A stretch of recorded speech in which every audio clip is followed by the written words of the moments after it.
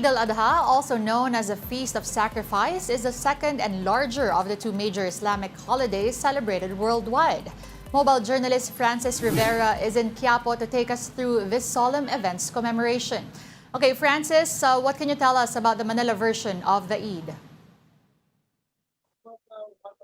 Good afternoon, Denise. Today, our Muslim brothers and sisters are celebrating Eid al-Adha, or the Feast of Sacrifice, here at the Golden Mosque in Quiapo, Manila.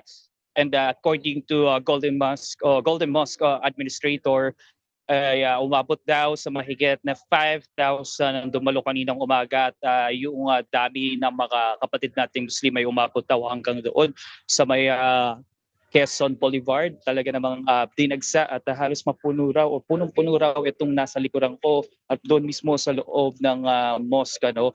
At ito kasi nga pag-celebrate or itong ginugunita nilang Eid al-Adha ay isa sa mga tradisyon nila at parte ng kanilang celebration or isa sa mga mahalagang selebrasyon, no, ng mga kapatid nating Muslim, no, bilang isa sa mga paggunita isa pag-aalay ni Propeta or ni Prophet Abraham sa kanyang anak na si Ishmael, ano. At ito na nga raw kasi yung nakikita nilang pagsasakripisyo nila or yung iba kasi sa ating mga kapatid na nakausap dito ay galing pa sa iba't ibang lugar, galing sa mga provinces.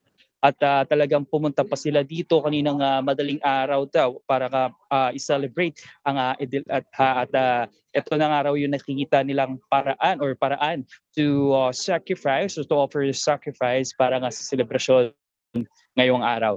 At matapos nga yung naging selebrasyon, pagdiriwang, kanilang pagdadasal at yun yung feast na salo-salo o pinagsaluhan nila kaninang umaga, agad naman daw silang nag-ayos at naglinis dito sa paligid ng mosque upang mapanatili yung kaayusan at kalinisan sa paligid nito. Denise? Thank you for that report, mobile journalist Francis Rivera.